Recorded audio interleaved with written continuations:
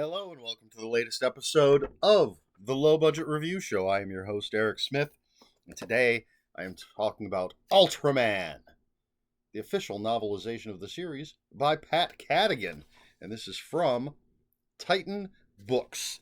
Now, I've been trying to think of the best way to do this review, and I think what I'm going to do is start with reviewing the book as if it was the only Ultraman stuff in existence. And then, so if you only care about what I think of the book, you can watch that part and then leave. But after that, I'm going to get into the show and the book and the show, if that makes sense. So, what we have here is Ultraman by Pat Cadigan. And this is the story of the Science Patrol, and one of their agents, Shin Hayata, and the Science Patrol investigates weird phenomenon things, and Hayata is flying around investigating some UFOs, and he ends up crashing into a UFO and essentially dies. And the alien merges its life with Hayata,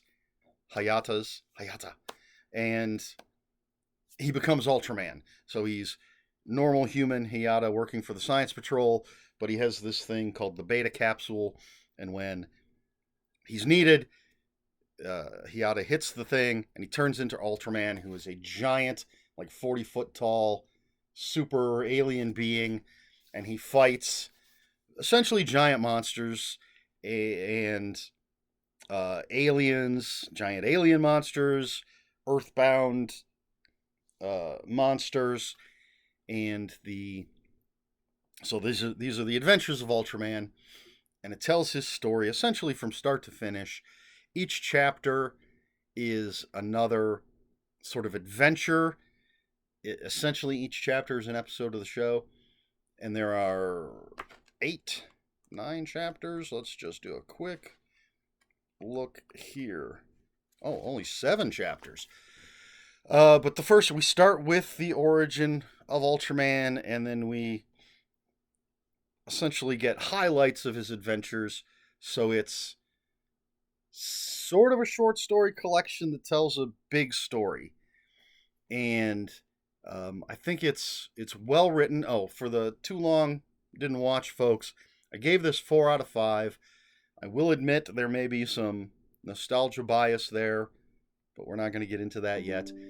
Pat Cadigan is an award-winning science fiction author, and I think she does a very good job here. She imbues each of the characters with their own personality, which they had in the show, but she builds on that, and she tells the story and gets into the heads of the characters, and it's just a lot of fun. If you like Godzilla and that type of thing, again, giant monsters and things, then I think you're going to enjoy this. It's really fun. I don't think you have to be a fan of the show, just sort of a fan of this genre.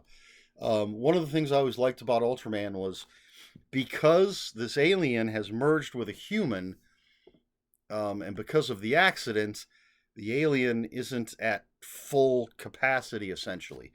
And if you look at this little, try to get that light off of there, that little spot right there, that's his energy thing. And essentially, he only has 3 minutes of energy before he has to recharge. So whenever he becomes Ultraman, he knows that he has a time limit to stop whatever it is he's fighting. And that always adds tension to the story. So Hayata is essentially the Boy Scout of the Science Patrol. There's a captain. I don't have all their names on the back, and I'm not going to go flipping through looking for them. But the captain is, a gruff but lovable leader of the group.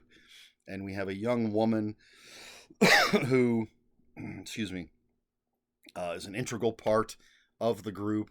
and then there's another guy who's sort of the funny man of the group, and then another one who is the tough guy and the sharpshooter, and they all work together. You can see that there's a love between them, and it's well written and it's fun. It's just a fun book, and I really, really liked it. Again, there may be a touch of nostalgia coloring my view, but just Ultraman fighting different monsters, dealing with different situations. His group does not know that he is Ultraman, so it's a secret identity kind of thing, and a lot of fun. So that's the book review, I guess. It's well written, interesting characters, very fun. And if you like giant monsters, if you like Godzilla, Pacific Rim, any of that sort of thing, I think you'll enjoy Ultraman. So, now, with all of that being said, Ultraman was a Japanese TV show that originally aired in 1966. There were 39 episodes, 40 if you look at some places, but most of what I saw said 39. And episode 20, I believe it's episode 20, originally aired on the day I was born. But anyway, so this is when I was a kid, there were, of course, certain shows that I loved to watch when I got home from school, and a number of them were from Japan. Speed Racer, loved that show. But also, I think it was a 1-hour block where we had Ultraman and Johnny Sacco and his giant robot. Ultraman, you got this guy, in a rubber suit. All the monsters are dudes in rubber suits. There's even an episode where they took Godzilla, literally took the Godzilla costume, put a frilled collar, like a dinosaur frilled collar, not like a Shakespearean frilled collar, put a collar around him and repainted him, and that's the monster. It's not Godzilla. It's a monster that Ultraman fights. There was a little kid as a main character in the show, and that kid is not in the book. They took him out completely. But it was a kid's show, and so just like some of those Godzilla movies, for the Godzilla fans out there, some of those Godzilla movies where like a kid would be the main character. This kid wasn't the main character, but he was a main character. But they've taken him out completely. There are some kid characters in this book when they are integral to the plot. And as I said, there's 7 chapters, and each one is an episode of the show. The first 2 chapters are the first 2 episodes. Of course, we have to be introduced to Ultraman and all of the other people. And then the rest, the last chapter is the last episode of the show. So basically it's 7 episodes out of 39. There is a 2-parter that is in here. It's 2 separate chapters. And I really like the focus on character development over time. There's one particular story that has certain consequences to the actions of the characters in the story that are felt. The repercussions of that are felt in later stories. It's been decades since I've watched the show. I did go on YouTube and watch the first episode again after I'd already read this, and I don't know if the whole series might be on YouTube. But so I don't remember if they follow the overarching character traits. However, in the show, I don't remember if what happens in that one particular episode is felt in later episodes, but it certainly is in this book. So, I loved the show, which is why I said earlier that, there might be some bias in my rating, because I am a huge fan of this show. I loved Ultraman. I loved playing Ultraman. He would do this and shoot a power beam out of his hand. And then the light on his chest would start blinking, and it's like, oh crap, he's got to fly up to the sun and recharge. But I like that this, even though this doesn't cover all 39 episodes, it does cover the entire arc of Ultraman from beginning to end. And it's a definitive ending. There's actually going to be another book that's not out yet, which was the next series, Ultra 7. I'm not familiar with that, but I am going to pick up the book and read it. And then I'll be able to say, hey, I don't have any bias because I've never seen this show. But, yeah, I absolutely loved this show. And it definitely a product of 1966-67 Japan.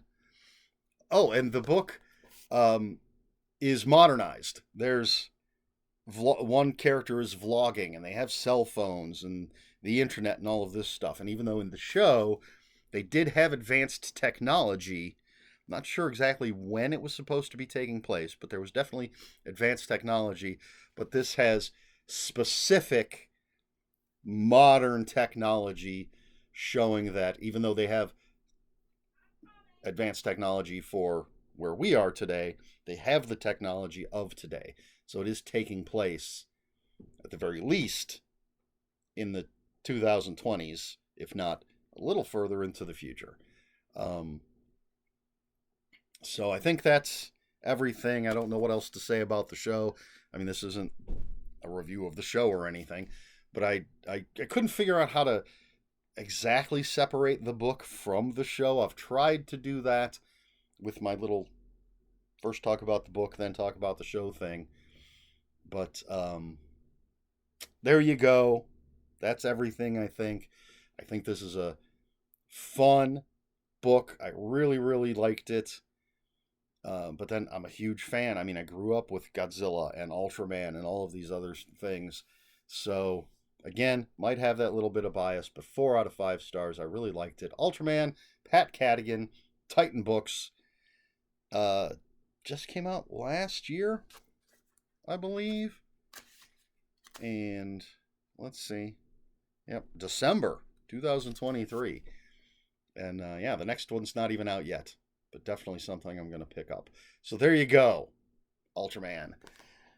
Question for this video, very easy. Are you familiar with the original Ultraman? I know there's been many iterations, but are you familiar with the original 1966 version?